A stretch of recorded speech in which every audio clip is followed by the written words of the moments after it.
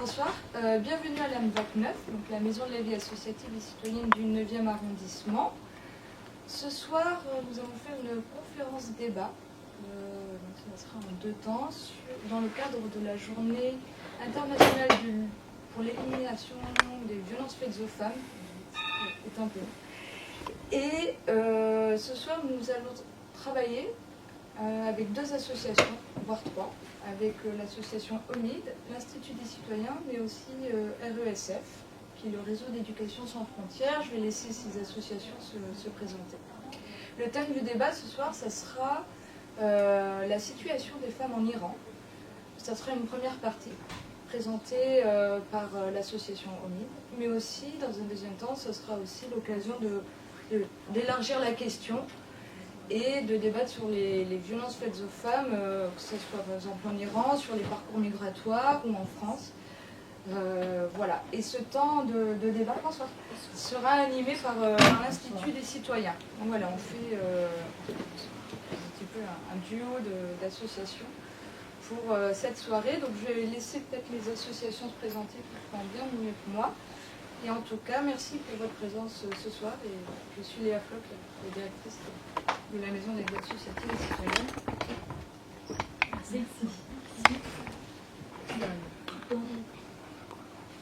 Merci. D'accord, moi je présente l'association OMID. Nous sommes actifs depuis 4 ans. On essaye de, comment ça veut dire, aider les immigrants et les réfugiés étrangers, les Iraniens plutôt et les Afghans. On a un cours de français, on a les événements culturels, discussions libres. On essaye, notre but est de faciliter la vie pour les Iraniens, les Afghans qui sont à Paris. Voilà, notre site est associationnomid.fr si vous avez besoin de plus d'informations. Merci. Je vais présenter l'association de l'Institut des citoyens. Donc nous, on est une association de débat sur Paris. Notre but, c'est de favoriser le dialogue, voilà, de créer des espaces de débat sur des sujets divers et variés pour que les gens se rencontrent et que les gens échangent entre eux. Voilà. Ça fait 1 an qu'on est sur Paris et voilà. Et on pourra échanger un peu plus tard si vous voulez en savoir un peu plus sur l'association. Très bien, du coup, vous pouvez commencer. Et j'ai oublié de dire qu'à la fin, il y a de quoi se restaurer un petit peu, toujours, quelques boissons. Moi, je peux présenter et bien sûr, allez-y. Réseau Éducation sans frontières, qui est c'est plutôt un réseau, c'est pas une association, c'est un réseau de syndicats, de parents d'élèves, de professeurs, qui s'est créé il y a une petite quinzaine d'années, parce qu'on a vu une fois dans une école qu'il y avait une classe où il n'y avait pas l'enfant, parce qu'il avait été expulsé avec sa famille, et qu'on a créé ce réseau pour favoriser la régularisation des familles. Donc nous, c'est un travail de régularisation pour des gens qui sont là en général depuis au moins 3 ans, plutôt 5 ans, et ça tourne autour de l'école, c'est-à-dire que dès qu'il y a un problème, l'école se mobilise, et nous, on met en relation un peu tout le monde, et au quotidien, on a une permanence, et on reçoit les familles. Quelquefois, il y a aussi des célibataires, ça déborde un petit peu, parce que sur le 9e, il y a des gens qui ont des demandes un peu différentes que simplement celles qui sont scolaires. On est moins spécialisé dans le reste. Moi, par ailleurs, je suis syndicaliste, donc je connais un peu les difficultés de régularisation pour les salariés, donc quelquefois, on fait aussi un petit peu... Voilà. Notre but, c'est d'accompagner à la préfecture, d'aider pour la constitution des dossiers et d'accompagner à la préfecture les étrangers qui peuvent être régularisés, parce qu'il y en a qui ne sont pas du tout dans les critères, donc on ne peut pas faire l'impossible, mais quand les critères on voit les critères possibles, on les accompagne, on aide pour le dossier, et on les accompagne à la préfecture. Bon, bonsoir à tous. Bon, moi je suis là juste pour commencer un petit discours, mais je ne sais pas quelqu'un que je parle, mais 10 minutes, 15 minutes maximum, mais après je voudrais que changer. Mais juste, c'est dommage qu'il n'y a pas, à part de monsieur, et voilà, c'est monsieur, il n'y a pas d'autre monsieur parce que je crois c'est une discussion qu'on a besoin que les hommes aussi ils entendent parce que normalement, quand on parle de violence, Alors, on va défendre violence contre les hommes. Il y a les violences contre les femmes. C'est dommage, mais bon, c'est pas grave, mais entre nous, on va essayer de parler sur ça. Bon, moi, je vais vous parler un peu sur les choses que j'ai déjà préparées. Après, j'essaie qu'on fait un échange. Bon, c'est normalement lundi 25 novembre, c'est la journée internationale de lutte contre les violences faites aux femmes. La violence à l'égard des femmes est un problème mondial, c'est-à-dire qu'elle ne se limite pas aux pays arrière, ni aux pays musulmans, ni non musulmans. En revanche, dans le monde entier, un grand nombre de femmes sont victimes de violences et de harcèlement sexuel quotidiennement. Pour diverses raisons, ils souffrent physiquement et mentalement. La violence à l'égard des femmes a des numéros facteurs sociaux, économiques, culturels et politiques. Mais la principale cause de la violence à l'égard des femmes est la domination des hommes sur leur destinée, qui considèrent les femmes comme inférieures et inférieures hommes sur la base d'une structure sociale intégrale et du gène de la culture patriarcale. Ce type de croyance justifie et légitime la violence à l'égard des femmes. Parler de violence à l'égard des femmes est généralement une discussion sur la violence physique, alors que la violence à l'égard des femmes peut prendre de nombreuses formes, de la violence linguistique à la violence psychologique, financière et physique. La violence physique n'est pas qu'un type de violence à l'égard des femmes. Quand une fille est humiliée par son père ou son frère, quand une mère bat son enfant aux yeux de son enfant, son efficacité au travail diminue également. Pour cette raison, on peut dire que la violence à l'égard des femmes n'est pas simplement un problème individuel, mais un problème social. On peut dire que le nombre de plaintes a augmenté et que le sujet des plaintes a changé avec la prise de conscience croissante de la part des femmes. Quand on regarde le nombre de femmes qui s'adressent aux tribunaux, on voit que le genre des plaintes des femmes est différent et que le nombre des affaires de violence portées devant les tribunaux est beaucoup plus élevé. Certaines études montrent que jusqu'à 70% des femmes dans le monde sont soumises des violences physiques et ou sexuelles de la part d'un partenaire intime ou des violences sexuelles et de la part d'autres personnes à un moment donné dans leur vie. Les hommes ayant vu que leur père usait de violence contre leur mère et ceux ayant été victimes d'une certaine forme de violence durant leur enfance influencent sur les violences à leur conjoint durant leur vie adulte. On peut dire que la violence faite aux femmes est en rapport avec le pouvoir. Cela ne se termina que lorsque l'égalité hommes et femmes et l'émancipation totale des femmes seront devenues une réalité.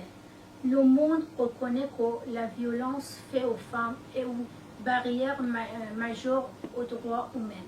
Les femmes sont souvent non seulement victimes de leur compagne ou même de la famille, dans la mesure plus vaste, sont les victimes de la société.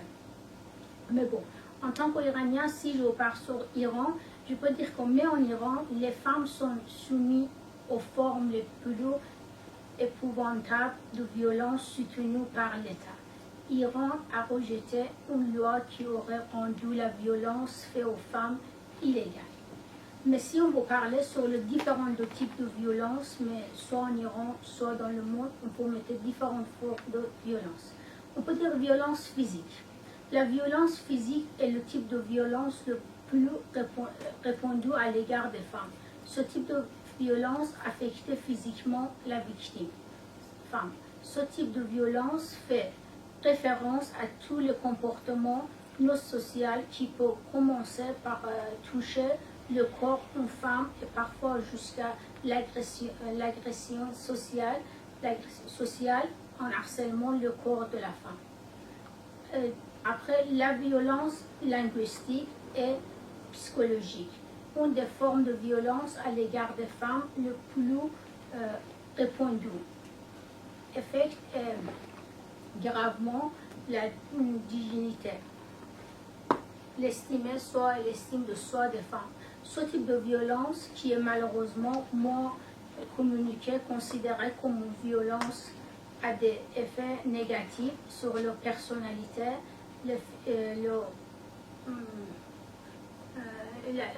sur la personnalité, sur la vie personnelle et sociale de la femme. La violence linguistique et psychologique à l'égard des femmes se produit tant dans leur famille que dans les lieux publics. Mais après, comme par exemple pour ce type de violence, on peut dire par exemple le mariage avec une deuxième femme, l'harcèlement dans la rue sont comme exemple. Après, on peut parler sur la violence culturelle. La violence à l'égard des femmes est une violence culturelle. La violence à l'égard des femmes est un autre type de violence qui est enracinée dans la culture de la société. Ce genre de violence, en comparaison, la structure culturelle la structure culturelle des êtres humains est sacrifiée aux femmes en raison de l'immense pouvoir que la société iranienne a donné à l'homme. La culture lui a permis de se sentir comme le chef de la famille et dans le domaine privé de la famille,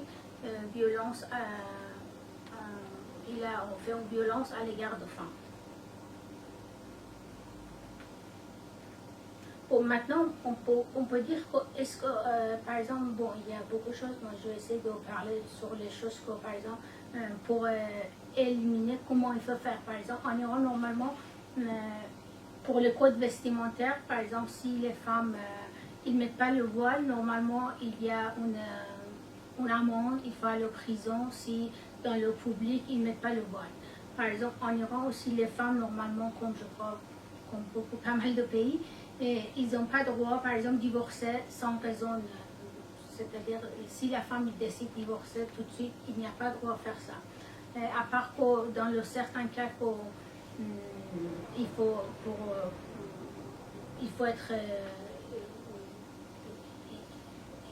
faut être très dans le danger pour demander divorce. Par exemple, et aussi par exemple dans la violence de femmes, on peut dire que par exemple une femme sans autorisation de son mari n'y a pas le droit de sortir le pays. C'est-à-dire qu'il faut avoir autorisation de son mari pour sortir et aussi pour travail, il y a besoin d'autorisation de son mari. Sans autorisation de son mari, il n'y a pas le droit de travailler. Bon, pour tous ces problèmes-là, je crois qu'il faut briser tous les tabous qui entourent les violences contre les femmes. Mais pour ça, moi, je trouve que pour donner idée, on peut inviter toutes les femmes pour partager, par exemple, largement son expérience. Quand il était face de violence, elle parle pas seulement, par exemple, en tant que victime, et aussi, par exemple, elle parle quand il est témoin. Quand il est témoin de la violence, aussi entourage de les voisins, les familles, ils sont en danger. Aussi, le truc qu'on peut faire, par exemple, surtout pour les femmes qui sont immigrées iraniennes, on peut donner, par exemple, donner les informations plus, par exemple, les cours collectifs, pour qu'ils connaissent leurs lois, au moins s'ils ne sont pas en Iran, ils sont en France, connaissent leurs lois face à la violence. C'est-à-dire si, avec, par exemple, son conjoint, il est en danger, il sait que l'État, par exemple, au moins en France, en Europe, il y a quelques lois pour le soutien. En plus, pour élimination de la violence contre les femmes, je crois indépendance financière, c'est très important. C'est-à-dire, femmes, il faut qu'on connaisse, par exemple, il faut qu'elles soient indépendantes financièrement. Pour ça, il faut que l'État il crée le par exemple, petits travaux pour qu'ils puissent travailler, pour qu'ils soient indépendants. Parce que si les femmes n'ont pas une ressource, ils n'ont pas un salaire, ils sont encore plus en danger par rapport aux femmes qui travaillent. Parce que comme ça, il y a un attachement. S'ils ne travaillent pas, ils ont un attachement plus aux hommes. Bon, après, il y a en partie de les choses que je voudrais dire. Il est sur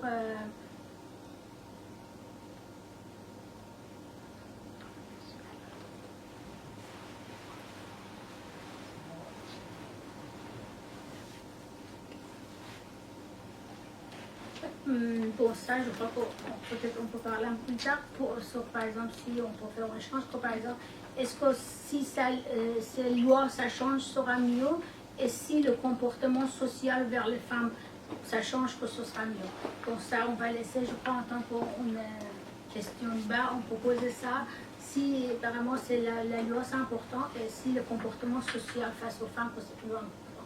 Voilà, je crois que ça peut être une question pour que tout le monde puisse parler sur ça. Désolée pour le niveau de français, bon, comme je ne suis pas francophone, voilà.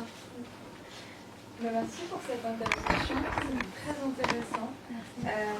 Est-ce que déjà il y a des premières questions? Est-ce qu'il y a des personnes qui souhaiteraient réagir un peu à ce qui a été dit?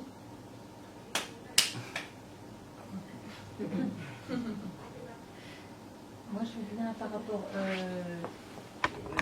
les remèdes que vous proposez, c'est exactement ce que nous c'est tous les étrangers qui se trouvent, on s'occupe des étrangers, mais c'est pas le fait qu'ils soient étrangers, c'est le fait qu'ils ne soient pas régularisés qui fait la spécificité de notre travail, et on a une action purement administrative. On n'est pas tellement comme les assistantes sociales qui vont entendre des confidences, etc. Nous, c'est administratif. Oui, c'est un accompagnement. Oui. Et ce que je voulais dire, c'est les réponses, nous, qu'on a par rapport à des situations où les femmes... D'abord, nous, on trouve qu'il n'y a pas une attitude, il n'y a pas une spécificité de la femme étrangère par rapport à la femme...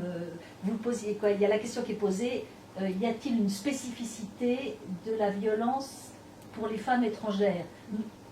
Je ne sais pas, mais nous, de notre point de vue d'association, on a l'impression qu'il n'y a pas du tout de spécificité. C'est comme n'importe quelle femme, il peut y avoir des violences qui sont en fait reliées à la façon dont la société perçoit les femmes. Et il n'y a pas une différence radicale. Ce qu'il y a, c'est qu'il y a une différence peut-être de degré quelquefois, parce que les femmes qui n'ont pas qui ne sont pas régularisées, elles ne peuvent pas travailler, elles ont l'impression d'être à la marge, que ce n'est pas des citoyennes complètes, et donc, premièrement, elles ne connaissent pas leurs droits, ce que vous disiez. C'est très important que toutes les femmes qui vivent en France sachent qu'elles ont des droits, qu'elles soient régulières ou pas, qu'elles régularisées ou pas. Et deuxièmement, elles ont droit, donc le premier point, c'est qu'elles sachent qu'elles ont leurs droits. Il faut vraiment ça le dire à tout le monde. Tout le monde a des droits. On n'a pas à être battu par son mari, et ça, c'est un droit. De le faire savoir, elles ont des droits, que tout le monde le sache. Et deuxièmement, que le meilleur moyen aussi, c'est d'avoir une autonomie financière. Et qui dit autonomie financière dit qu'on a le droit de travailler. Et voilà, nous, la réponse qu'on a par rapport aux femmes étrangères, c'est de dire il faut, comme les hommes d'ailleurs, mais qu'il faut qu'ils soient régularisés. Il n'y a pas. Alors, c'est ça le plus important, c'est de régulariser pour que les gens ne soient pas dans cette situation où elles sont beaucoup plus sensibles que d'autres, qu'elles sont encore plus sensibles que les autres femmes à la violence potentielle. Oui, oui. Vous voyez... Oui. Pour vous, ce qui est important, c'est vraiment de leur donner un peu une formation, enfin, pas une formation, mais comme vous dites, de faire connaître leurs droits, et que c'est important aussi de faire valoir ces droits-là, les connaissances. C'est-à-dire qu'on est à une époque, à un moment où on n'est pas tellement, on est dans une logique de quotas, etc. et que les quotas c'est très gentil, mais que les quotas, quels qu'ils soient, ça va maintenir des tas de gens, hommes ou femmes, mais des femmes en particulier, dans cette précarité, dans cette violence potentielle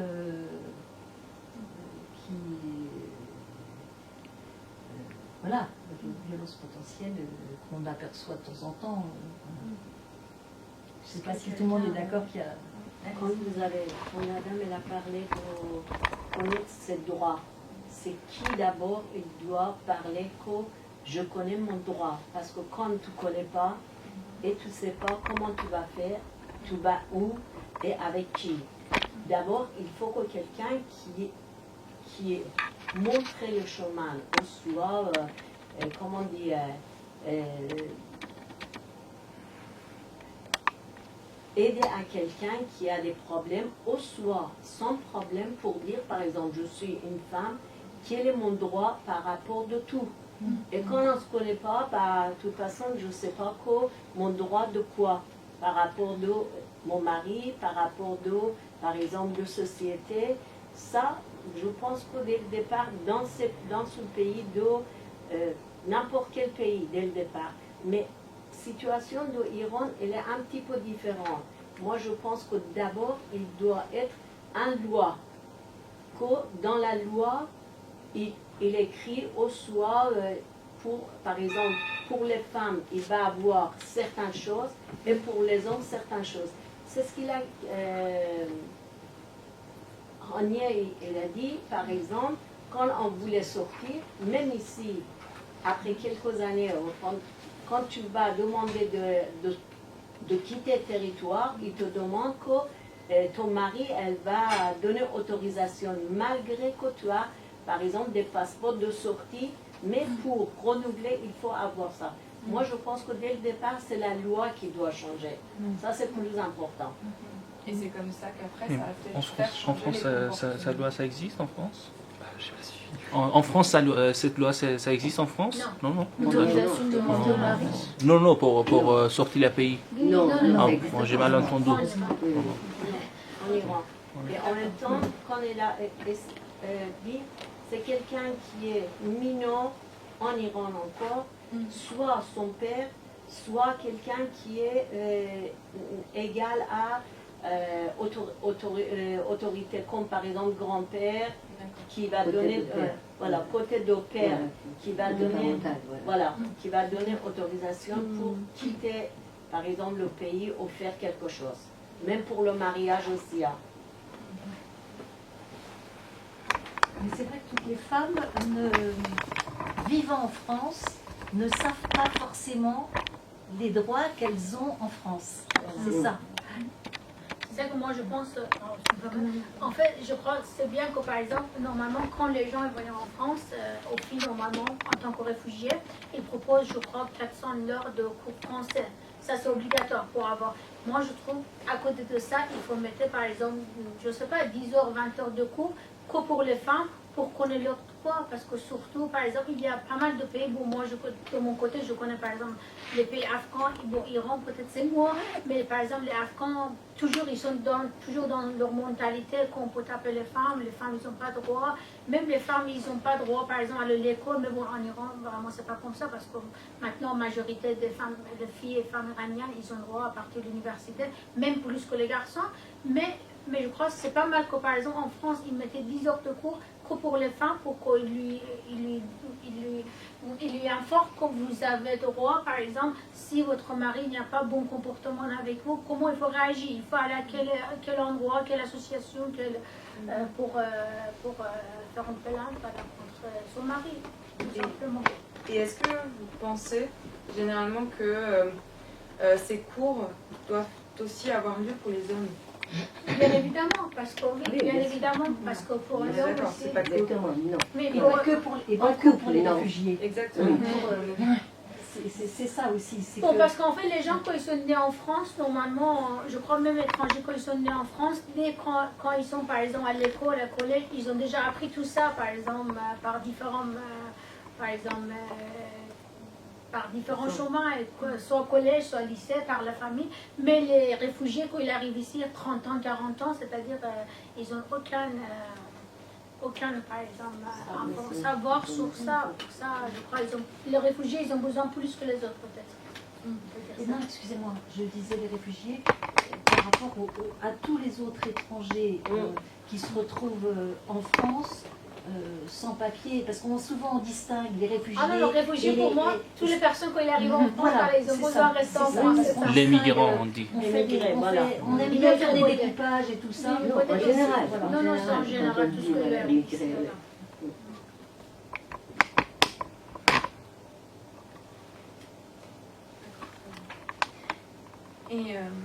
Et du coup, vous avez une action culturelle en tant qu'association, vous proposez justement ces activités culturelles. Pour vous, est-ce que c'est important aussi pour justement, comment dire, voilà, est-ce que c'est une partie aussi importante? Il faut donner des cours, mais il faut aussi avoir des activités culturelles pour l'intégration, est-ce que c'est très important pour vous aussi?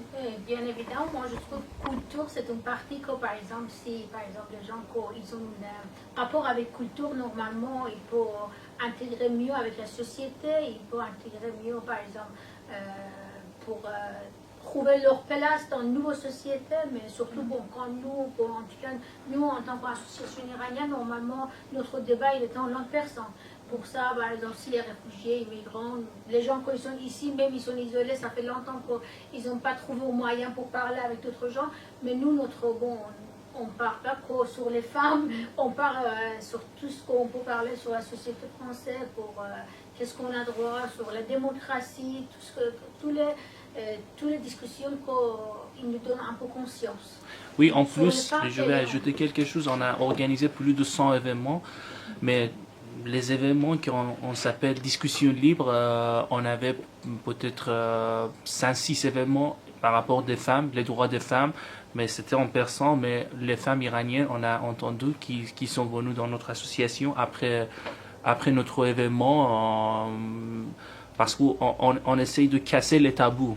Par exemple, on essaye de dire, par exemple, la égalité entre les femmes et les hommes, c'est assez compliqué par rapport de la pays, mais on fait le discours, on discute avec les gens. Moi, je trouve que c'était bon, et c'est une bonne idée parce qu'on ne peut pas, en tant que l'association, on ne peut pas changer la loi de la régime iranien, mais on peut au moins augmenter l'information, on peut essayer de parler avec les femmes. Voilà, c'est ça qu'on a fait dans notre association. Mais on peut dire que les informations qu'on apprend, que les femmes les apprennent ici, oui. C'est pas la même chose qu'on ne peut pas. En Iran, c'est pas la même chose du tout. Donc, les lois qui existent ici pour les femmes, c'est pas la même chose qu'en Iran. Même si on apprend qu'on doit faire ça, ceci, cela, en Iran, c'est pas. Ils n'ont pas continué de faire, quoi. Voilà, c'est ça, on ne peut pas l'effectuer en Iran, vous voyez, c'est pas la même chose. Les lois qu'on apprend ici, c'est pour ici. Oui. On ne peut pas dire que voilà, toutes les lois qu'on apprend ici pour égalité les femmes, entre l'égalité les femmes et les hommes, c'est la même chose qu'en Iran. Donc, moi je pense que ça ne sert à rien pour les femmes qui viennent juste pour quelques jours ou pour quelques mois ici, ensuite ils rentrent en Iran et ils arrivent à enregistrer ces lois qu'il y a là pour l'Iran. Vous voyez, c'est pas la même chose. C'est le problème aussi, c'est seulement les femmes iraniennes. La loi de l'islam, je pense que c'est quelque chose qui est dans le pays qui sont utilisés. Cette loi, peut-être dans certains pays, c'est pire, certaines choses. Et par rapport des femmes, moi, j'ai vu, quand il a dit, exemple, on m'a donné, dans certains, les gens qui sont autour de nous, j'ai vu que les hommes, quand ils voulaient quitter sa femme, à cause de quelqu'un d'autre qui en emporte, elle a mis sa femme et ses enfants dehors, sans aller au tribunal. Et première chose que Mollah il demande au tribunal, il dit, Madame, est-ce que ton mari, il te tape? Tu dis non. Est-ce que il te donne de l'argent? Il dit pas assez. Il dit, qu'est-ce que tu voulais? Assis, vive ta vie avec tes enfants. Elle va apprendre une deuxième femme. C'est pas grave. Et c'est-à-dire qu'ils ne défendent pas à ton loi, à ton droit, mais tu peux vivre avec ton mari qui n'est pas, entre guillemets, sauvage, il ne te tape pas, si au cas où, mais ça peut arriver que le moment qu'il n'a pas d'argent, qu'il ne voulait pas, et il est attaqué à les enfants, il tape les enfants. Quand même, j'ai vu qu'ici en France aussi, c'est une dame après 20 ans qui était allée au tribunal et ils ont demandé pourquoi tu l'as dit, parce que quelquefois, même entourage d'une femme, il n'accepte pas que son mari il est violent et il tape. Et ils ont demandé pourquoi maintenant, après 20 ans, il dit parce que ma fille, elle est grande, c'est elle qui m'a encouragé pour aller au tribunal. Parce que mon mari, il est dans le cadre et en même temps, aucune de ma famille, il n'accepte pas qu'il est violent et qu'il tape. Et moi, j'ai honte de dire. Et en même temps, je ne travaille pas, je n'ai pas d'argent. Vous voyez, c'est la situation qui a expliqué des situations de financières pour les femmes. Je pense que c'est très important. Pour moi, je trouve que c'est un peu... Moi, je trouve... Bon, on dit Iran, entre guillemets, en tant que pays exemple, mais je crois... On connaît beaucoup de pays, mais je crois que c'est pas mal que d'autres personnes, quand ils sont là, s'ils ont une expérience, par exemple, d'autres pays, mais je crois qu'il y a pas mal de pays d'Afrique, par exemple, les pays d'Arabes, par exemple, Algérie, Maroc, ils ont même expérience. Mais après, moi, bon, à la fin, je vais vous parler sur Europe aussi un peu. Je crois aussi en Europe, il y a beaucoup de violence, mais bon, moi, je dis violence moderne, bon, c'est pas physique, mais un peu violence moderne, bon, on va parler peut-être plus de ça. Mais moi, j'aime bien que, par exemple, on ne parle pas qu'au Iran, parce qu'Iran, on dit, on paye en tant qu'exemple, mais après, je trouve, on peut donner l'exemple d'autres pays, après, pour ça, que les autres aussi partagent un peu leur expérience. Est-ce que, par exemple, Moi, je voulais rajouter un truc, c'est-à-dire la violence faite aux femmes, je pense que dans tout le monde entier, les femmes sont beaucoup violentées. Voilà, parce que même ici, il y a des femmes, tout récemment, il y a une femme malienne qui a été poignardée par son mari. Donc, même en Afrique, c'est-à-dire les gens ont une éducation vis-à-vis de la femme. C'est-à-dire la femme n'est rien. Oui. Voilà, c'est-à-dire la femme ne représente rien du tout. La femme, elle est là, elle fait à manger, elle s'occupe des enfants. Pourquoi? Parce que là-bas, il n'y a pas du boulot, il n'y a pas de travail. Donc l'homme, quand il se lève matin, c'est lui qui a le droit de travailler. Et quand il revient, c'est la femme qui fait à manger, qui s'occupe des enfants, qui le sert à table, qui met même l'eau dans la douche pour aller se doucher. Donc, ça fait que lui s'est dit, il a le droit de faire tout ce qu'il veut à la femme. Tout ce qu'il veut à la femme. Donc, c'est vrai qu'ici en Europe, il y a des lois. Même les femmes africaines qui sont régularisées, elles refusent d'accepter leurs droits. Pourquoi? Parce que par rapport à l'éducation. C'est-à-dire l'éducation des parents. Ton mari, tu dois être soumise à ton mari.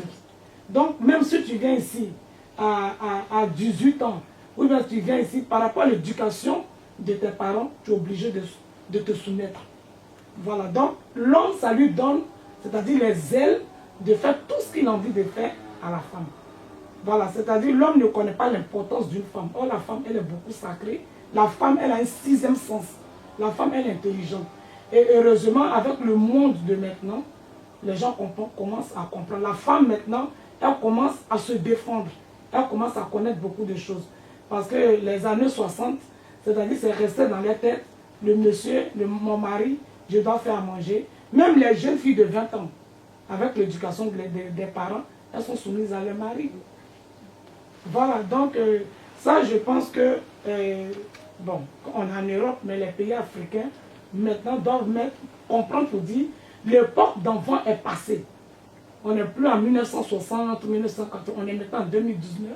Il faut que la violence faite aux femmes cesse. Voilà, il faut que ça cesse parce que Une femme violentée devant ses enfants, c'est l'humiliation. Même dans le travail. Il n'y a pas que dans les maisons de famille. Même sur les lieux de travail. Les femmes sont violentées. Dans les hôtels, les clients violentent les femmes. Voilà, donc la femme, elle est beaucoup menacée sur cette planète-là. Donc je ne sais pas si... il faut qu'ensemble, les femmes soient vraiment solidaires. C'est-à-dire, si on attend qu'une femme est vraiment violentée, il faut qu'on se lève pour dire non. Non à la violence faite aux femmes. Parce que c'est grave. C'est grave. Donc, moi, je voulais un peu rajouter à ça que la femme, c'est un trésor. Il faut beaucoup respecter la femme parce qu'elle fait beaucoup, beaucoup pour la maison. Mais je ne comprends pas les hommes. Pourquoi violenter une femme qui est sans défense? Voilà, bon, peut-être qu'ils ont un problème dans la tête, je ne sais pas. Non, parce que le problème aussi, parce que bon, depuis toujours, bon, je crois le pays africain, ou Iran, l'Afghanistan, les trucs comme les pays quand ils sont, bon, on dit moins développés, toujours la femme, elle est une partie des affaires des hommes. C'est-à-dire, s'il achète une maison, s'il achète un appartement, les femmes aussi, elles sont une partie de ses affaires. Mais bon, pour ça, il faut faire tout ce qu'il faut avec. Bon, pas à cette époque-là, mais bon. Toujours rester dans la tête. Et même, oui, je peux dire aussi que même dans les pays développés, c'est encore pire. Mais malgré qu'il y a des lois. Oui, c'est ça. Mais par contre il ne faut pas oublier, la loi, toujours, il était par homme. C'est-à-dire les hommes, quand ils écrivent la loi. Quand les hommes, quand ils écrivent la loi, bon, la suite, mais toujours, si vous êtes au pouvoir en tant qu'homme, vous écrivez tout selon votre désir. Je crois que ça c'est très important maintenant partout, mais je crois bon en Iran, en France. Regardez par exemple les juges, mais combien juges par exemple combien juges hommes, combien juges femmes. Par exemple bon avocat peut-être c'est un peu égal, mais en France au moins. Mais tous les par exemple partis police en Iran, le juge, tous les partis par exemple quand ils ont pouvoir, c'est eux qui gèrent. Quand c'est eux qui gèrent, mais ils ont écrit les lois selon leur son désir, selon leur voilà, c'est normal que voilà. Ça ne change pas jusqu'à le moment que les femmes, comme vous dites, c'est la solidarité entre femmes. Et aussi, mais quelquefois, je trouve que les femmes, ils sont contre les femmes. Comme par exemple, bon, en Iran ou d'autres pays, par exemple, bon, en Iran, on dit deuxième femme. Mais ça, c'est vrai, parce que quelquefois, on dit par exemple, je ne pas marier, ils vont marier avec d'autres hommes quand il est déjà marié. Mais en France, ok, peut-être ils ne sont pas mariés, mais si quelqu'un il était déjà avec une relation, mais soit mari, mais après d'autres filles, il sait qu'ils sont en relation, il ajoute dans leur relation, c'est-à-dire pour moi c'est une violence. Mais bon, en Iran c'est légal, c'est-à-dire il était marié officiellement, en France aussi c'est pareil. Mais pour moi, ça ne change pas grand-chose. Si tu entres dans une relation que déjà il est en couple, pour moi c'est une violence femme contre les femmes. Oui, parce que les femmes aussi... par exemple, quand une fille me dit, quand une fille vient dire telle personne m'a violée, c'est les femmes qui sont les premières personnes à dire elle n'est pas bonne, c'est une menteuse. Mais voilà, c'est-à-dire entre nous, il n'y a pas de solidarité. C'est pour ça que l'homme profite de faire du n'importe quoi. Voilà, donc, je vois qu'ensemble aussi, on fait comme ça des débats du parti. Il faut sensibiliser les femmes. Même les femmes qui ne connaissent pas leurs droits, il faut aller vers ces femmes pour les sensibiliser. Pour leur dire que non, il y a une loi qui dit l'homme ne doit pas vous battre. Il y a une loi qui dit si l'homme vous bat, vous êtes protégé. Parce que c'est vrai, il y a beaucoup qui ne savent pas lire et écrire. Voilà, surtout en Afrique, il y a beaucoup qui ne savent pas lire et écrire. Même dans le travail, quand on donne par exemple le travail, on abuse d'elle quand tu leur dis, par exemple, il y a tel syndicat, va demander tes droits. Non, moi je viens, je cherche, je suis venu pour travailler, pour partir. C'est malheureux, c'est droit. Pourquoi? Souvent, ils ont peur aussi de leur mari d'aller dans ce genre de trucs, des associations, parce qu'elles savent que leur mari savent qu'en partant vers ces associations, c'est des femmes qui vont découvrir beaucoup de choses. Donc elles vont apprendre à être libres. Donc je pense qu'à la maison, avec une pression, elle est obligée de se taire, d'avaler tout, de ne pas dire, parce qu'en disant que par exemple, comme la dame a dit, mon mari me frappe, c'est une humiliation pour elle. Donc voilà, moi je pense que ensemble, il faut que vous créez pour moi plus d'associations pour pouvoir sensibiliser ces femmes-là pour trouver la solution. Mais vous avez dit que c'était pire en pays occidental, souvent, la violence faite aux femmes, que dans les pays d'origine. Vous avez dit, vous avez parlé des hôtels, tout ça. C'est possible que la violence en France, par exemple en Occident, soit quelquefois plus forte que dans le pays d'origine, parce que... est-ce que Non, c'est pas ça que vous avez dit? non, c'est pas ça. Parce C'est que, pas ça, ouais. non, parce qu'en Afrique, comme je vais dire, la violence faite aux femmes, les gens, la loi est votée là-bas, les gens ne prennent pas ça au sérieux par rapport à les choses dans les pays développés. Dans les pays développés, il y a des lois et il y a des droits parce qu'on ne peut pas violenter une femme. Voilà, donc c'est pas ça. Parce que malgré qu'il y a des droits ici, les femmes sont violentées. Et il n'y a pas longtemps, il y a un mot fermé, il y a un malin qui a tué sa femme. Voilà, pourtant ils sont ici, ces enfants sont nés ici. Voilà, il y a des lois ici, mais comment il a pu violenter cette femme? Peut-être depuis longtemps, cette femme souffrait. On ne savait pas. Voilà, donc c'est pour ça que j'ai dit, malgré qu'il y a les lois, mais les femmes ont toujours été violentées. C'est-à-dire les hommes ne respectent pas. Et peut-être qu'il y a deux-mêmes, on les condamne 2 ans, après ils sont libres.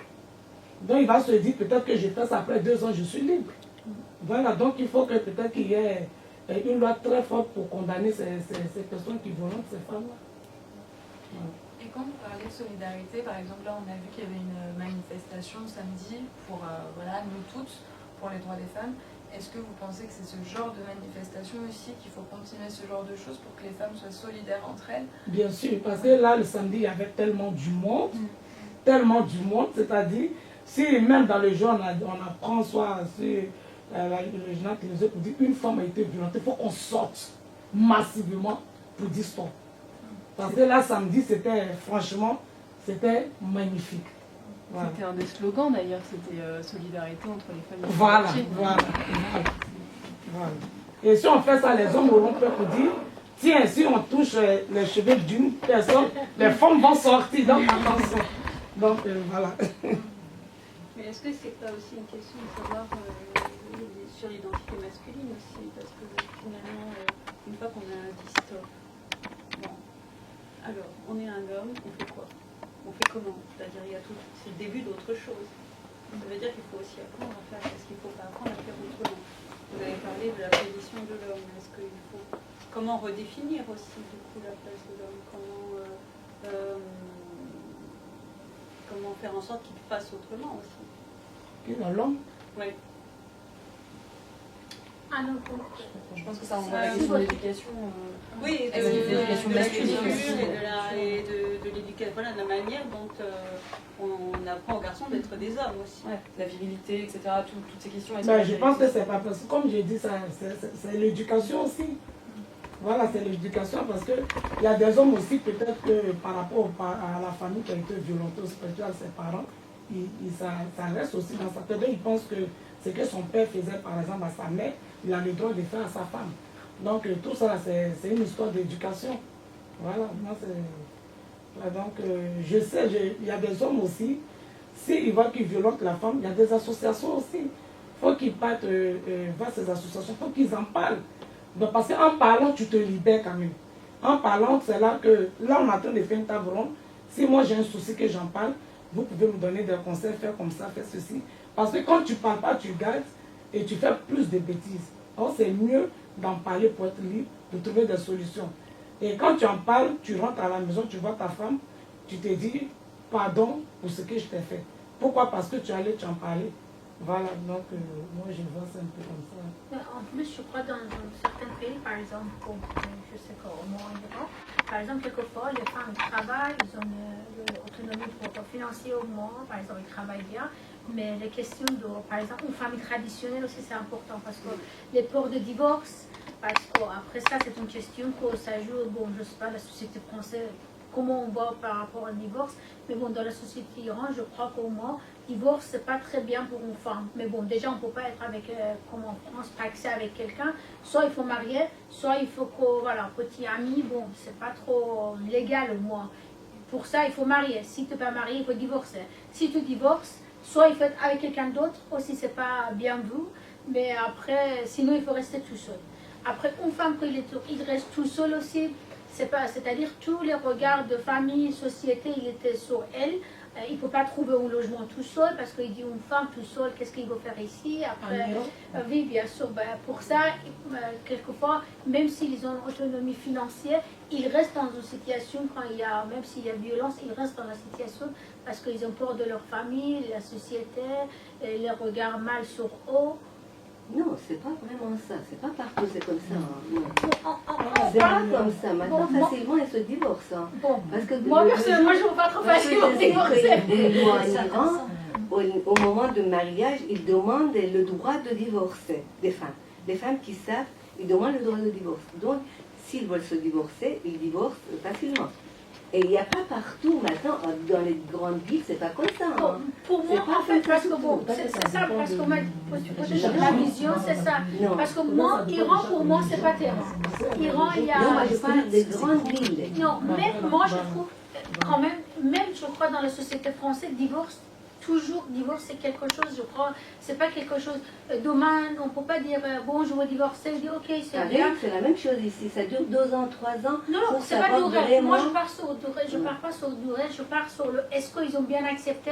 Parce que si, en tant qu'on vit tout seul, est-ce que par exemple en France, moi, je peux trouver le logement partout. Même ils ne demandent pas quoi est-ce que tu es divorcé, tu es marié ou pas. Mais en Iran, déjà tu es une fille, déjà tu es tout seul. Après divorcer, ça te dit, ah, qu'est-ce que tu veux faire? C'est la même chose pour un homme également. Quand un homme il vient louer un appartement ou quelque chose, il demande est-ce que vous êtes marié? Est-ce que vous êtes à deux? Oui, mais C'est la c'est même pas chose, grave. ça Mais en aussi. Iran, si un Alors, homme est avec divorcé, c'est comme mais ça. non, je crois que franchement, il faut être honnête. Mais en Iran, si un homme il est divorcé, déjà demain, après demain, il va trouver 100 filles. Mais après, il va être avec beaucoup de filles, il n'y a pas de problème. La famille, il l'accepte, il n'y a aucun problème. Même ses enfants, il l'accepte. Mais une femme, jamais il ne peut pas faire ça. Non, on peut Imaginez-vous. pas dire jamais. Mais moi, Il y a moi, Il y a en fait, 30, moi, 30%, 35% qui peuvent. bon, Il vous faut êtes dire trop que optimiste. ça. Vous êtes trop optimiste. Parce que moi, je viens d'une famille qui sont moyens. C'est pas une famille que je suis dans banlieue. Non. Je suis une famille atterrante.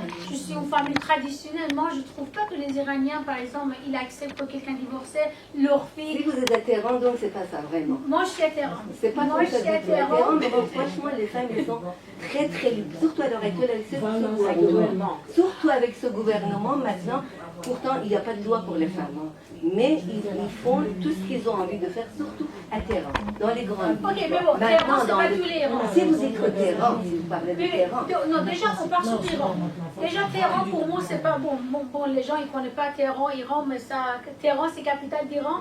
Bon, comme toutes les capitales, mais on est un lieu où ils sont, les gens, ils sont trop riches. Mais bon, dans les quartiers comme ça, les gens, ils font tout ce qu'ils veulent. Mais après, bon, après, les gens, quand ils sont, si tu descends, par exemple, les banlieues au sud, mais on n'est pas cette vision. Mais Par exemple, ça, par exemple, 5% de société, pour moi, jamais je ne parle pas sur 5% de la société pour donner une vision sur un pays. Ce n'est pas 5%, moi je parle sur 90%. Par exemple, tous les bons, on dit Téhéran, ils sont comme ça. Est-ce qu'Iran c'est Téhéran? On a combien de non, villes? moi je parle des grandes Espérance, villes. Shiraz, Kachon, C'est ça? En fait, vous parlez Je parle des de grandes la même villes. chose. Oui, oui, je Ça, pense. vous parlez des Ouais. grandes villes et c'est. Moi, en général, Vous parlez de la même chose. Voilà. Mais moi, je pense qu'il y a un problème. La base d'éducation des garçons, il faut que ça soit dès le petit. Dès qu'ils sont nés, il faut les parents disent qu'il n'y a pas de différence entre une fille et un garçon. C'est leur éducation dès le départ qui fait qu'ils ne donnent pas de respect pour les femmes. C'est ça. C'est pas quand ils ont grandir de dire que voilà, une femme, un homme il doit respecter la femme. Non, c'est pas ça. Dès le départ de la naissance de chaque enfant, il faut que les parents ils savent qu'il n'y a pas de différence entre une fille et un garçon. C'est ça, l'éducation. Et alors, quand ils grandissent comme ça, ils savent très bien qu'il faut respecter une femme. Vous voyez? C'est pas après l'âge de je ne sais pas combien qu'il faut apprendre à un homme ou une femme qu'il faut respecter ces lois-là. Moi, je pense que c'est la base, l'éducation qui est importante. Et vous vouliez réagir, madame? Non, c'est juste, je voulais dire par rapport à ce qu'elle disait tout à l'heure. Par exemple, au Mali, comme ça, dans la capitale, les gens, maintenant, les femmes peuvent divorcer. Les femmes peuvent, quand on te propose un homme en mariage, tu peux dire non, je ne veux pas. Mais dans les villages, tu ne peux pas refuser. Voilà, c'est pour ça que j'ai dit, je viens un peu avec... combien peut-être pour cent Maliens, ils ont droit, par exemple, ils disent je ne marie pas avec cet homme. Voilà, dans la capitale, ils peuvent dire, Voilà. mais même aujourd'hui, en 2019, dans des villages, tu ne peux pas dire non. Soit tu fuis, soit tu te suicides. Voilà, c'est ça. Jusqu'aujourd'hui, en 2019. Voilà, donc je reviens un peu avec, peut-être dans la capitale, comme maintenant, le mode de vie est en train de changer. Voilà, ça maintenant, les gens maintenant sont plus obligés de dire, bon, c'est dans la capitale, mais dans les villages, ça existe juste aujourd'hui. Par exemple, je crois une partie de violence de femmes, je crois que c'est partie qu'ils sont normalement mariés forcés, par exemple, quand ils ne sont pas encore à l'âge, par exemple, 18 ans. Là-bas, 12 ans. Voilà. Parce que chez nous, il y a fait pas longtemps qu'une femme est battue par son mari parce qu'il n'a pas fait à manger. Ah ouais. Mais par contre, moi, j'ai entendu en France. Souvent, oui. Au Sénégal. Il est mort, c'est au Sénégal. Il est mort. Mais je crois qu'en France aussi, mais bon, je ne donne pas les chiffres exacts, parce que, mais par contre, je lis sur les médias, en femme, par exemple, en France aussi, mais les chiffres que leur mari, par exemple, l'homme, il tue la femme aussi, mais c'est trop haut. Mais je crois que ça mange je pense. Voilà, c'est ça que j'ai entendu, mais bon, je n'ai pas dit parce que j'étais pas sûre. Un femme sur trois. Une femme sur trois sont battues par l'homme à en France, ça c'est voilà, ça en France, voilà. Ça c'est bon, c'est étonnant. Parce que c'est ça, c'est l'éducation. C'est l'éducation, voilà. Voilà, c'est ça. Mais en fait, moi, si vous me permettez, mais juste sur le parti, je parlais aussi sur la violence, que moi je trouve ça, c'est une violence moderne aussi, avant qu'on a parlé un peu avec vous aussi. Mais parce que je trouve aussi une partie de violence contre femmes, que par exemple, femmes, toujours, il faut être belle ou bien pour leur mari. Ou pour le garçon en général. Parce que si une femme, il n'est pas belle, il n'y a pas, par exemple, les choses selon le mode, il faut être taille 36, il faut être toujours talon, il faut être les joues, les cheveux, ça. Après, s'il n'est pas dans ce cas-là, la société déjà dit on ne t'accepte pas. Comme je crois les poupées de Barbie, on dirait, c'est un exemple qu'il donnait un modèle qu'il faut être comme ça, mais je crois ça. Tandis que jamais, moi, je ne vois pas un poupée pour l'homme qu'il donnait un modèle. Mais pour moi, ça, c'est une violence aussi contre les femmes, que toujours il faut être belle pour trouver un homme. Jamais on ne part pas sur l'intelligence d'une fille en tant que quelqu'un qui peut réagir, quelqu'un il peut être président, il peut être avocat, il peut être un bon médecin, mais toujours on dit est-ce qu'elle est belle ou pas. S'il est belle, après on peut parler sur d'autres, par exemple, caractéristiques d'une femme, tandis que sur homme, ce n'est pas important. Jamais on ne peut parler pas. Mais après ça, c'est le faute de femme aussi, que toujours il va être à disposition de l'homme. Il faut être belle, il faut être toujours... ça, c'est une violence que la société impose, je crois. Ça, pour moi, c'est une violence moderne. Il n'y a pas de table, il n'y a rien. Juste, il dit il faut être belle, il faut être toujours la taille. Après, il faut faire... il fait l'espoir. C'est pas pour santé. Pourquoi avoir, par exemple, bel corps, on dirait plutôt, pour l'homme. Voilà. C'est pas pour la santé. Non, c'est ça, vous voyez, ça revient à la base de l'éducation. C'est ça. Ouais. Donc il faut apprendre aux parents plutôt comment il faut éduquer un garçon plutôt qu'une fille. Parce qu'une fille, la pauvre, elle prend quand même. Voilà. Et comment il faut éduquer dès le départ un garçon. Mais après, ça veut dire qu'il faut par exemple, éduquer des personnes qui vont être plus âgées et qui auront, par exemple, des valeurs au regard des femmes, voilà, qui ne seront pas celles qu'on revendique aujourd'hui. Voilà, exactement. Et là, comment on fait? Parce que éduquer un enfant qui n'a pas de valeur, enfin, entre guillemets, qui est vierge de toute connaissance, etc., c'est pas la même chose que quelqu'un qui a 40 ans d'expérience. Donc, qu'est-ce qu'on pourrait proposer pour voilà, ce type de personnes, finalement, en termes de prévention, d'éducation autour des femmes, etc. C'est-à-dire que dès le départ, il faut apprendre à un garçon, il n'y a pas de différence entre toi et ta sœur. Vous voyez? Ah oui, ça je sais. Voilà, parce que je vois que dans les familles, quand un garçon est né, oh, c'est un garçon. Vous voyez, tout de suite, c'est quelque chose, c'est un roi dans la famille. Mais dans plusieurs pays, c'est comme ça. Même en France. Moi, je me rappelle que quand j'ai eu mon fils, après j'ai eu ma fille, ils ont dit, ah, c'est une fille. Franchement, hein, c'était une clinique de 27. Je dis non, j'ai déjà un garçon, je voulais une fille. Même ici, quand j'ai eu une fille, je dis, ah, c'est une fille. Vous voyez? C'est ça. Voilà. C'est ça qui est malheureux, justement. S'ils ne mettent pas la différence dès le départ entre un garçon et une fille, ils les éduquent la même chose. Ils disent que vous êtes tous les deux forts, vous êtes, je ne sais pas, il faut se respecter. Le frère, il n'a pas le droit de mettre des doigts pour sa sœur. Vous voyez, après, ils grandissent comme ça, en sachant qu'il n'y a pas de différence entre un garçon et une fille. Mais du coup, vous pensez que pour les générations d'avant, entre guillemets, c'est perdu? Ça veut dire que ceux qui ont 40, 50 ans, 60 ans... On peut toujours rattraper. On peut toujours ça, rattraper. voilà, on peut rattraper toujours. On ne peut jamais dire que c'est perdu. Et donc c'est dans le dialogue, c'est Voilà, dans c'est les ça marches. que je disais, il faut parler, il faut en C'est le parler. dialogue. Voilà. Il faut en parler, il faut aller vers les gens. Exactement. Voilà, Surtout oui, les parents qui voilà. sont importants. Parce que parler, ça libère, ça fait du Oui. bien. En parlant, Oui. tu peux te ressaisir aussi. Parce que c'est pas à 40 ans on va faire l'éducation. Voilà. C'est déjà rentré la base. Donc, Oui. il faut en parler. Même à tes amis, il faut en parler. Il faut dire, ne garde pas. Quand tu parles. Arrivé un moment, en écoutant les gens, tu prends le bon côté, tu essaies de voir Voilà. qu'est-ce qui est bon, qu'est-ce qui n'est pas bon. Et toi-même aussi, à partir de 40 ans, 50 ans, tu essaies de comprendre des choses pour dire, ah, battre ma femme, c'est pas bon parce que c'est un trésor pour moi. Déjà, il faut respecter ta femme. C'est-à-dire, quand tu es avec la femme, quand tu es avec ta femme, quand tu vois ta femme, tu sais déjà qu'elle est beaucoup pour toi. Parce que quelqu'un que tu aimes, tu ne peux pas lui faire du mal. Donc, ils doivent se mettre ça aussi dans la tête. J'aime cette personne, j'ai envie de la taper, mais je ne peux pas parce que je l'aime beaucoup. Donc, je pense qu'avec ça aussi, ils peuvent se ressaisir aussi. Hein. Et est-ce que du coup, vous pensez qu'il faut plus d'associations? Ou est-ce qu'il faut qu'on rende visible beaucoup plus ces associations? Est-ce que vous pensez qu'on, comme vous disiez un peu au début, en fait, on ne sait pas trop à qui s'adresser quand on a des problèmes? Vous pensez qu'il faut qu'il y ait plus d'associations? Mais moi, je pense qu'il faut qu'il y ait plus d'associations, et du côté des femmes et du côté des hommes aussi.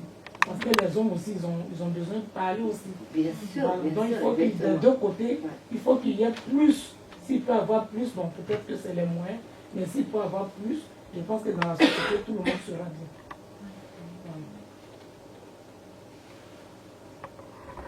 Et qu'est-ce que vous pensez des violences modernes, justement, comme vous avez dit, sur le fait que voilà, une femme doit être tout le temps jolie, qu'elle doit porter des talons? Est-ce que vous le ressentez, ça, encore aussi aujourd'hui? Est-ce que vous sentez qu'il y a une sorte de pression sur les femmes pour être la plus belle, la plus mince, la plus haute? Est-ce que vous le ressentez aussi ou pas? Oui, notamment sur le média, par exemple.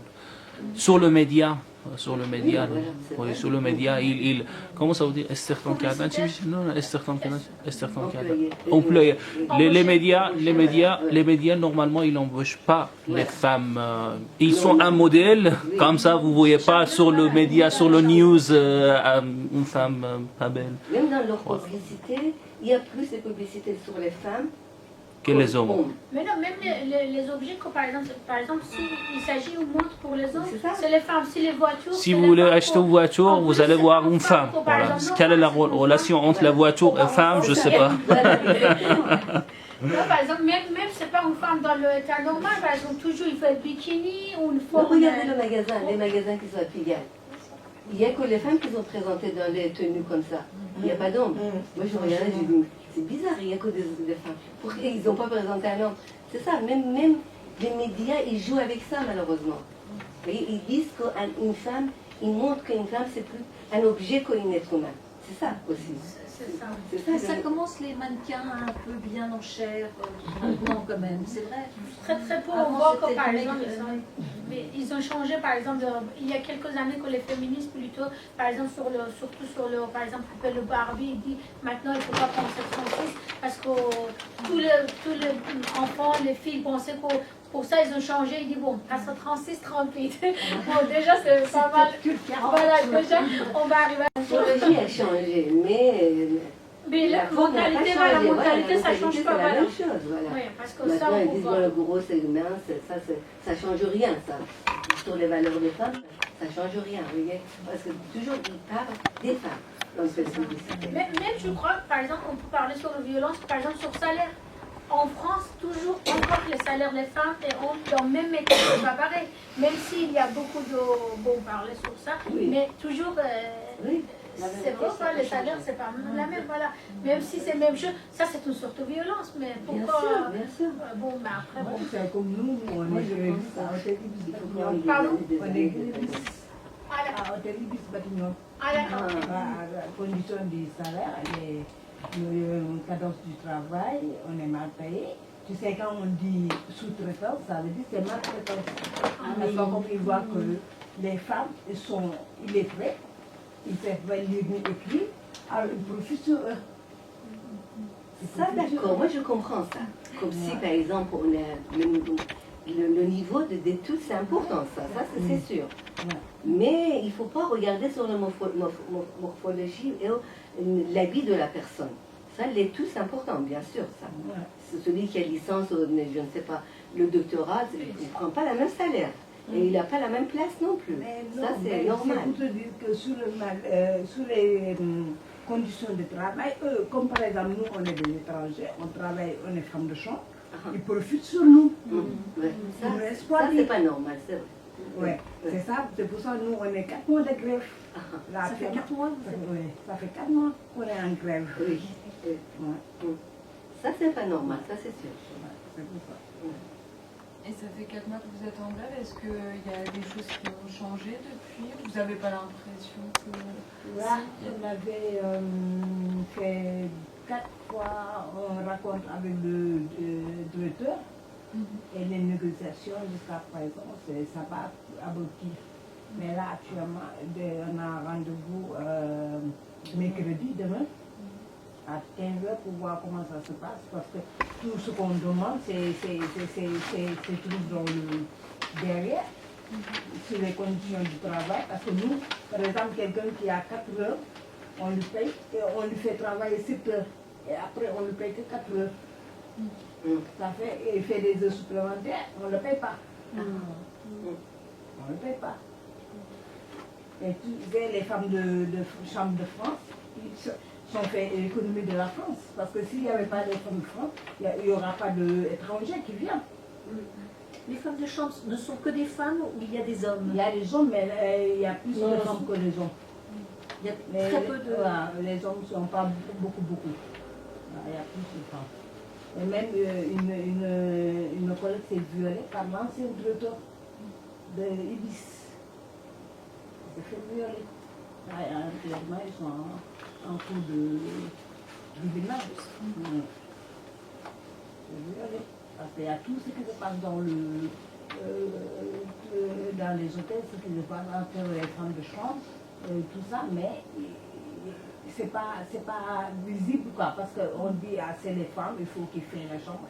C'est pas un boulot qu'on respecte les femmes. On ne respecte pas les femmes dans ce boulot. Et nous, on demande la dignité, parce qu'on est venu pour gagner, pour nourrir nos enfants.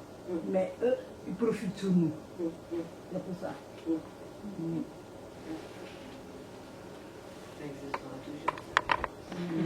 Et qu'est-ce qu'elle vous dit, par exemple, quand vous avancez vos revendications? Quelles sont les réponses qu'on vous apporte, justement, en face? La direction? La direction, absolument. Non, mais au début, on était allé à la négociation. Donc, bon, avant d'entamer cette grève d'abord, on est allé à la négociation et il nous a dit si on peut faire 3 mois, 4 mois de grève. Pourquoi? Parce que déjà par rapport aux cadences, parce qu'il y a des femmes qui font 30 chambres. Le temps qu'on dit c'est plus que de l'esclavage. Vous voyez, il y a des femmes qui font 30 chambres, 40 chambres. Dans la journée, 30 chambres, 40 chambres. Donc on lui avait demandé de baisser la cadence et il ne veut pas parce que c'est-à-dire c'est 3 chambres et demie de l'heure. Donc tu fais 40 chambres, tu as 4 heures de boulot, tu fais plus de 8 heures, 9 heures de boulot et à la fin du mois tu te retrouves avec 700 €. Donc il nous avait dit il ne pouvait pas baisser la cadence.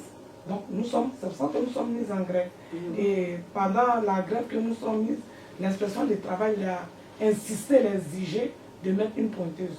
Donc c'est-à-dire si on reprend le boulot, on ne sera plus payé par nombre de chambres, mais on sera maintenant payé par nombre d'heures. Voilà.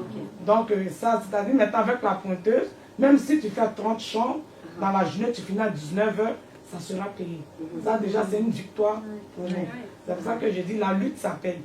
Donc là, on repart le mercredi. Ils nous donnent une qualification, c'est-à-dire AS1, comme les gens de la mairie qui balaient dans la rue. Or, dans une chambre d'hôtel, on fait le lit, la salle de bain, la poussière, les toilettes, la poussière, l'aspirateur et tout. Donc on lui demande de nous changer de qualification, au moins pour avoir, au lieu de 4 centimes, d'avoir au moins 20 centimes de plus. Et ça, il est bloqué dessus, il ne veut pas. Pourquoi? Parce qu'il pense qu'en nous donnant ça, il perd de l'argent. Mais c'est qu'il profite sur nous, donc on fait 30 chambres. Voilà, là il préfère, mais nous donner, il ne veut pas. Et là, mercredi, il nous a appelé, on va partir en négociation encore, s'il est d'accord pour changer la carte. Même quand on travaille, on ne mange pas. Voilà, quand on travaille, on n'a pas droit à la nourriture. On n'a pas droit à une bouteille d'eau quand il y a la canicule. Voilà, donc les femmes étrangères sont beaucoup maltraitées ici dans les hôtels. Et c'est la réalité. On est dans les 4 murs, c'est vrai, on va à l'hôtel, c'est beau. Les touristes arrivent, rentrent dans la chambre, c'est bien fait. Mais c'est des femmes qui sont maltraitées qui font. Voilà, donc c'est ça qu'on dénonce. C'est pour ça qu'on a été le samedi pour dire aussi, nous sommes des femmes maltraitées et violentées. Stop. La grève, quand vous avez parlé, tous les hôtels Ibis qui sont en grève ou non? Tous les hôtels? Malheureusement, pas tout l'hôtel, bon. Parce que nous, notre société, c'est une sous-traitance au sein de l'hôtel Ibis. Donc, nous, on avait demandé aussi au groupe Accor de nous prendre directement. C'est-à-dire d'enlever la sous-traitance, parce que la sous-traitance profite beaucoup de ces femmes-là. Donc ça aussi, c'est une lutte. Mais on ne sait pas si plus tard ils vont accepter. Là, ils ont dit non. Ils veulent toujours rester avec la sous-traitance. Mais si vous voulez rester avec la sous-traitance, on ne peut pas vous obliger à nous prendre. Mais dites à la sous-traitance de respecter ses salariés. Puisque c'est le contrat que vous signez. Nous, on ne sait pas quel contrat que vous signez avec le groupe Accor. Mais la femme, en général, je vais dire, dans les hôtels, les femmes ne sont pas respectées. Voilà. Et nous, c'est notre combat. Et ça fait 4 mois sous le soleil. On a commencé depuis le 17 juillet. Donc ça fait aujourd'hui 127 jours. Et je pense qu'on ira jusqu'au bout. Même si on est tout congelé sur le froid, il faut mieux être congelé qu'avoir sa dignité demain. Voilà, donc c'est notre combat. Et le tas se trouve dans le 17e hôtel Ibis, les Batignolles. Dans le 17e à Paris, à côté de métro Brochon. Et vous occupez l'hôtel? Malheureusement, on a occupé l'hôtel pendant 2 mois ou 3 mois. Et le groupe Accor nous envoie au tribunal. Et le juge nous interdit de rester devant le bâtiment et de rentrer au sein de l'hôtel. Donc on fait un piquet volant, c'est-à-dire autour. Aujourd'hui, on était là à la place Clichy devant l'hôtel Mercure. Voilà, donc jeudi aussi, on a... Voilà. Donc on tourne. Mais on tourne, on fait aussi du bruit. Et justement, par rapport à cette question de la solidarité, est-ce que vous avez des associations qui vous soutiennent? Oui, on a la CGTHP qui est avec nous, voilà, qui nous soutient. On a les médias aussi qui viennent passer quand même la grève, elle est connue. On est passé sur BFM, France 2, TV5 Monde. Voilà, on est vraiment suivi. Et il y a des associations aussi qui viennent. Il y a des gens qui viennent de chaque bord et qui viennent nous soutenir parce qu'on fait la grève sans salaire. Donc la CGTHP nous donne peut-être qu'un peu, mais pas le complément du salaire. Voilà, donc on perd beaucoup d'argent, mais on préfère perdre et puis avoir quelque chose de bien demain. Donc voilà, souvent on fait la caisse de grève, on passe comme ça, on fait une caisse de grève et puis on vit avec. Voilà. Chaque matin on fait les courses, on en va sur le piquet, on mange. On est 23 femmes et un garçon. Donc ça fait 24 salariés. Donc j'espère que demain ça va aller pour que la lutte puisse s'arrêter. On espère aussi. La violence faite aux femmes, c'est souvent la violence du travail qui est féminin. Quoi. Oui, c'est ça, tous les travaux les métiers qui sont un peu genrés, justement. C'est aussi les métiers souvent qui sont les moins payés. Mais là, avec la pointeuse, je pense que même les collègues qui travaillent nous appellent, maintenant les heures sup sont payées, elles sont contentes, mais bon, c'est pas aussi bon de profiter sur le dos des autres, parce que quand on est dans la lutte, il faut tous se mettre ensemble. C'est pour ça que je dis, quand on attend qu'une femme est violentée, il faut tous se lever, ensemble on a la force. Voilà, mais quand d'autres sont en lutte et d'autres travaillent, c'est quand même dommage. Quoi. Voilà. C'est un peu ça. Est-ce qu'il y a d'autres personnes qui veulent réagir un peu sur des expériences personnelles, des témoignages, là on est sur les situations professionnelles, mais peut-être que vous aussi vous avez des expériences un peu similaires. Est-ce que vous avez pu voir des choses aussi comme ça sur le travail? Moi, mon expérience, c'était passé. Parce que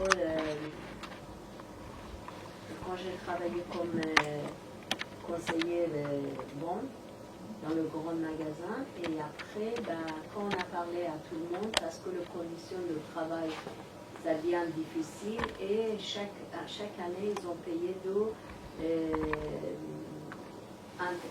intérêts pour fin d'année. Mais après, ils ont commencé de faire des travaux bidons, quoi. Pour dire, on ne peut pas payer l'intérêt de fin d'année.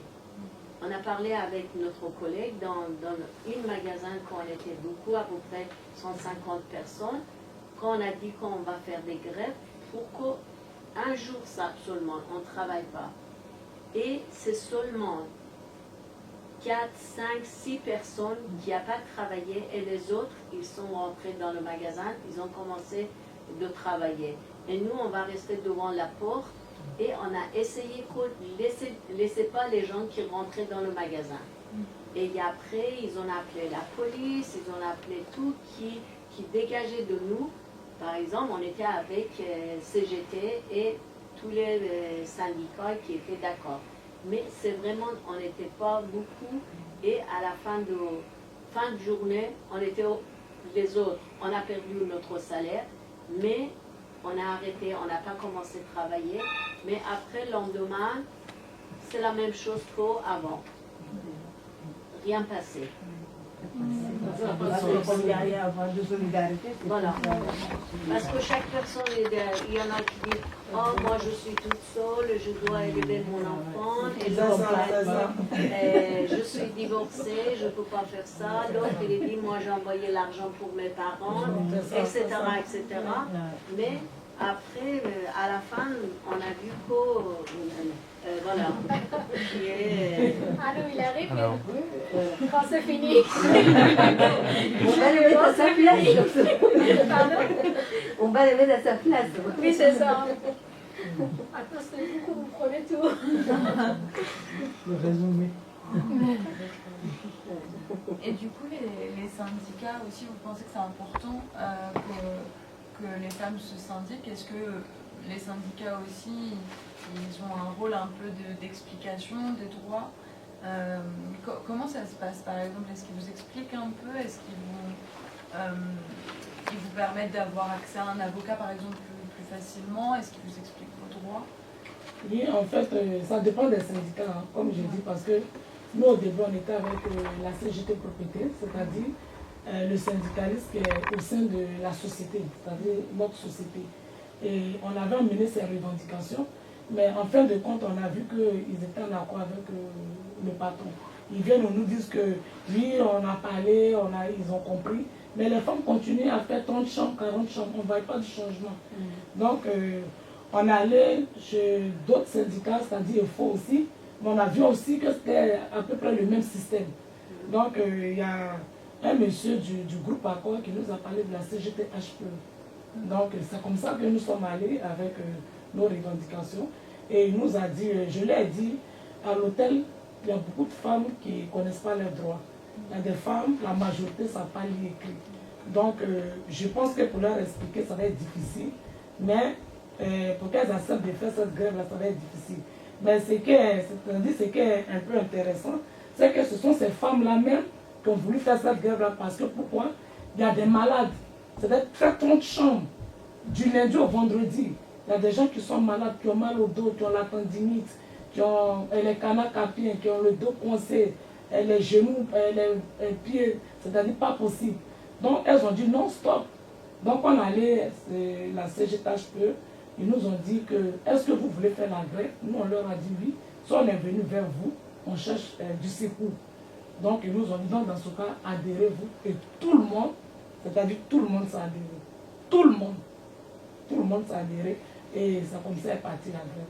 Donc oui, il y a des syndicats qui sont efficaces. C'est important pour les salariés, surtout les salariés étrangers.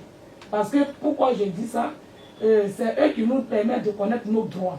C'est eux qui nous permettent de connaître la loi. C'est-à-dire, ils peuvent te dire, si ta fiche de paie, ça se passe mal, on prend un avocat, on va au prud'homme. C'est que le patron te prend, le juge peut permettre qu'il te donne ça.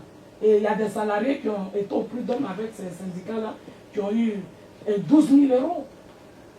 Qui ont eu 12 000 euros. On leur a redonné ce qu'on leur a volé. Dans les syndicats, c'est important, mais il faut du syndicalisme sérieux. Pas des syndicalistes qui sont en accord avec le patron pour tuer les salariés.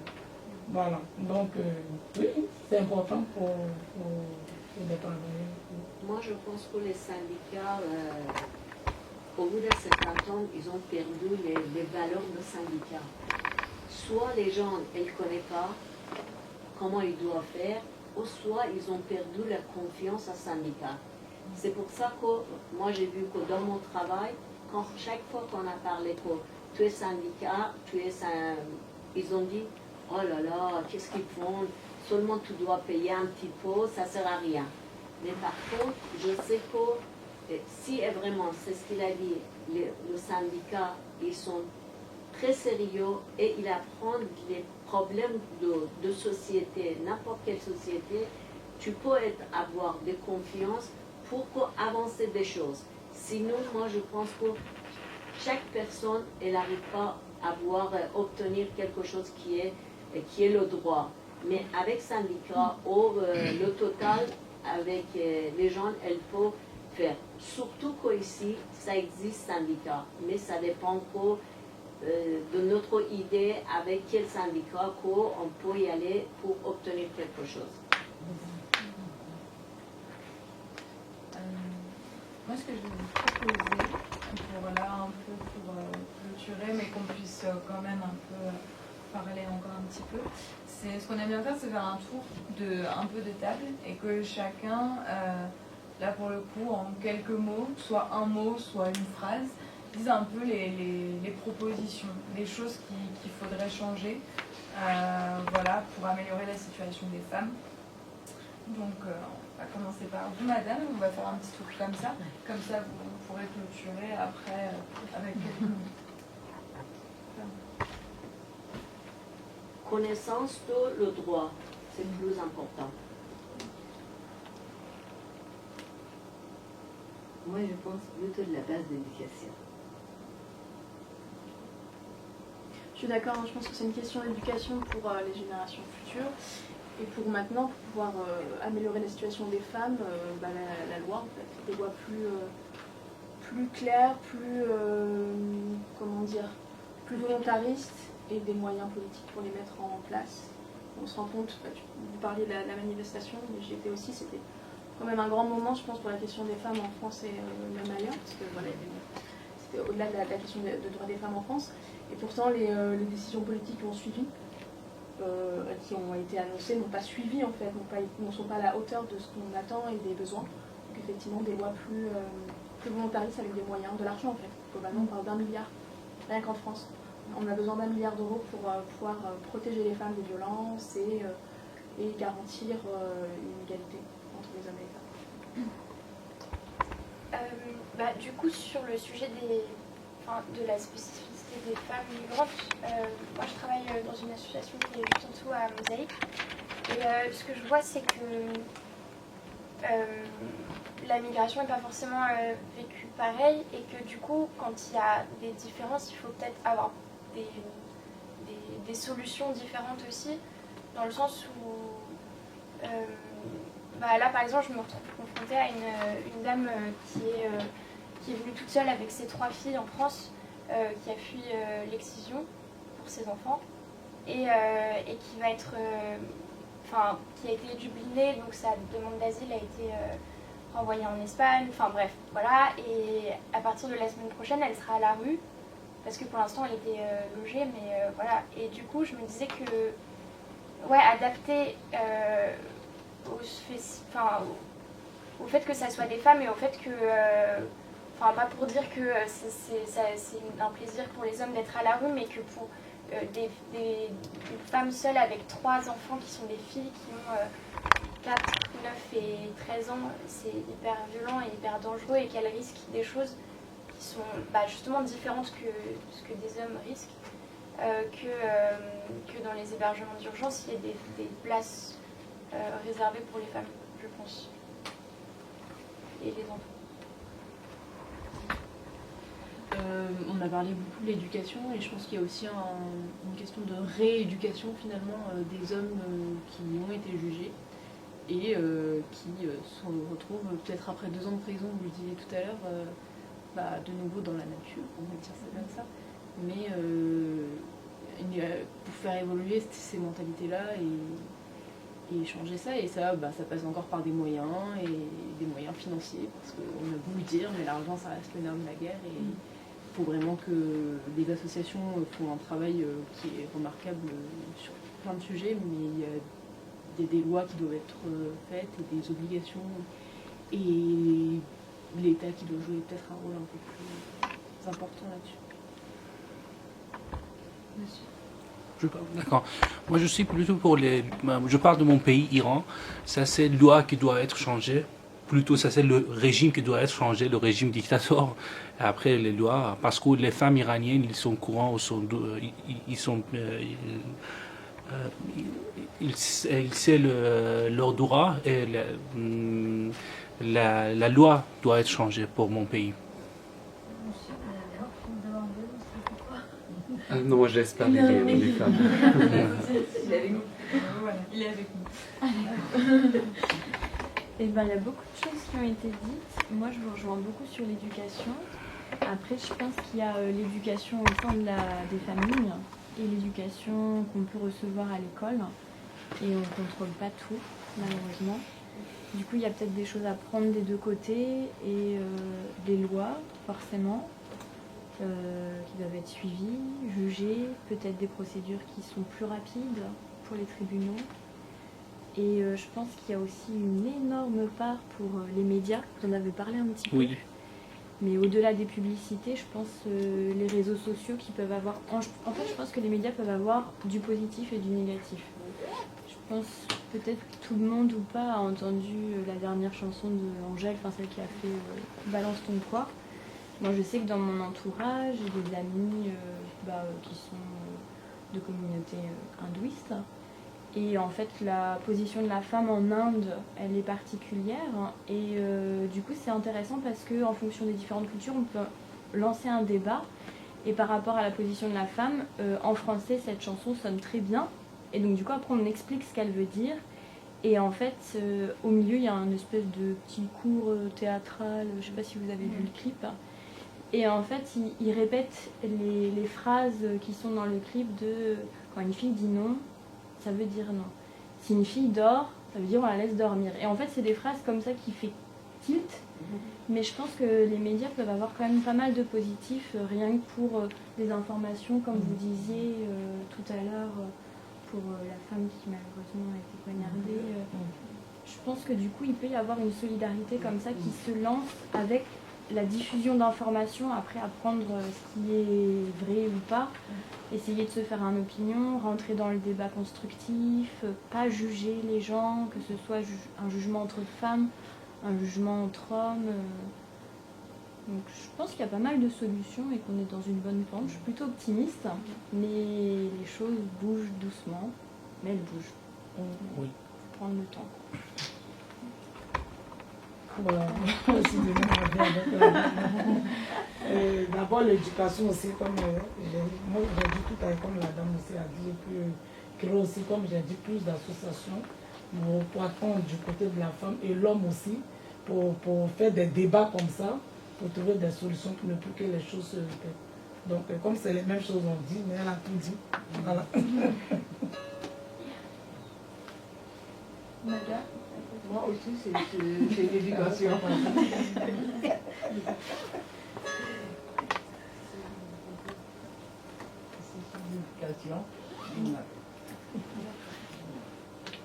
Madame?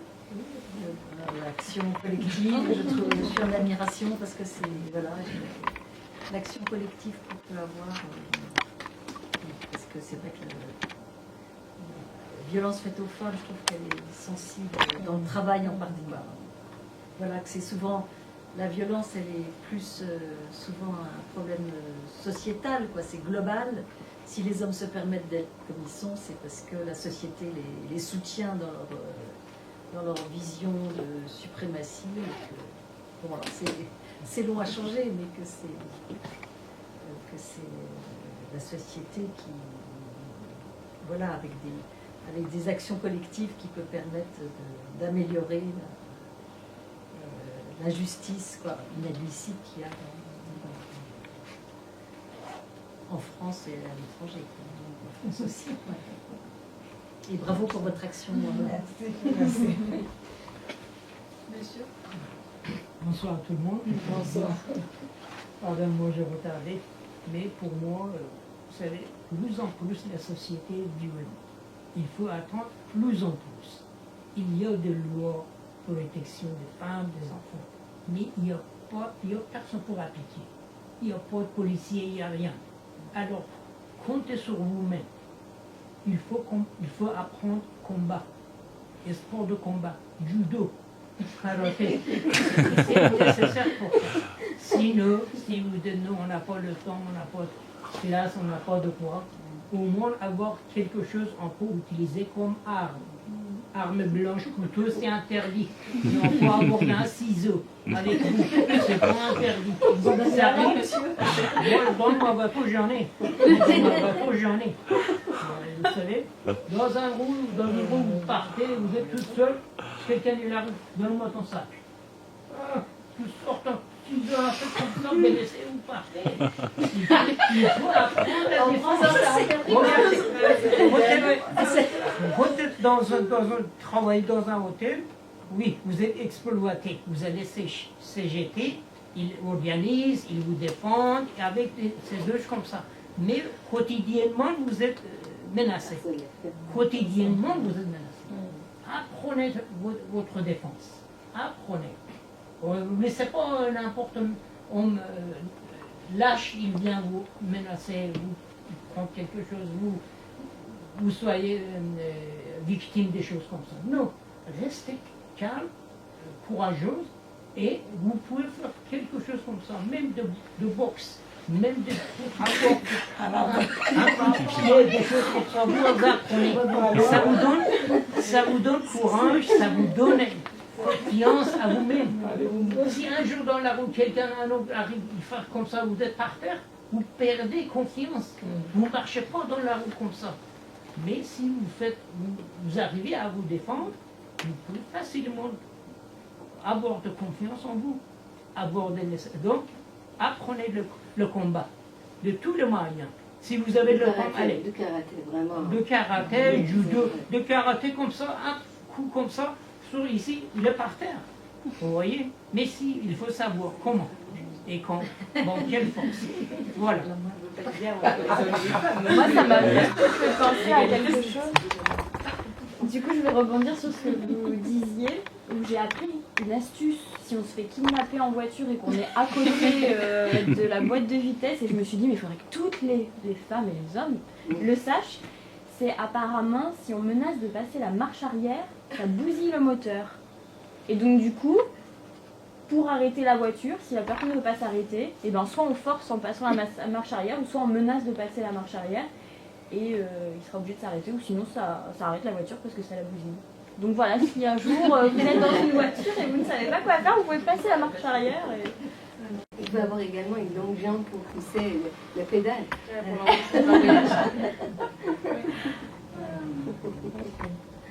vais vous laisser le mot de la fin. Bon, mais merci à tous. Bon, voilà. En fait, mais bon, moi je crois dernièrement, je crois que tout ce que vous avez dit, je crois pour moi, c'est comme c'est bien, c'est solidarité, question de l'éducation, de ça. Mais juste, moi je veux dire, les femmes, il ne faut pas que décourager. Parce que moi je trouve maintenant, il y a plus les femmes qui sont conscientes sur son loi qu'ils sont divorcées. Parce que les hommes, normalement, ils n'aiment pas les femmes qu'ils ont trouvé leur place dans la société. Si une femme, par exemple, il était bien éduqué, il était à l'école, il y a, par exemple, son étude, il est doctorat, ça, les hommes, ils n'aiment pas trop. moi, je connais les hommes qui disent directement à mes amis et les gens autour de moi, ah, tu es trop étudié, tu es trop savoir, toi, ça ne colle pas avec moi. Parce qu'ils ont l'habitude avec une femme que tous les jours ils disent, oui, je suis d'accord, c'est pas grave, on sépare avec deuxième, en troisième, en quatrième, c'est pas grave. Je crois que les femmes, il ne faut pas décourager quand ils sont face à un homme ils pensaient qu'il est fort le niveau de physique tout le temps. Parce que si un homme il était fort le niveau de conscience, je crois qu'il aime bien que ce soit avec une femme aussi forte à côté.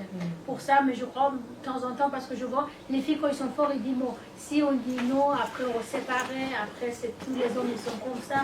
Non, je crois les femmes il faut être conscience, il ne faut pas décourager. Bon après pour dernièrement, moi je dis non à la violence contre les femmes, non au hijab obligatoire, bon pour les pays comme l'Iran, non au silence devant la violence et debout pour enseigner à notre enfant que les êtres humains, soit femmes, soit hommes, méritent ce qu'il y a de mieux. Les femmes, ils ont mérité vivre mieux que ça. En plus, par exemple, dernièrement, je veux dire, un mot de Simone de Beauvoir, quand il dit femme, il devient femme. C'est-à-dire, si les hommes ils pensaient que les femmes ils sont forts, ils sont pas forts, ils sont ça, ils sont ça. Moi, pour moi, il n'y a aucune différence entre la femme et l'homme.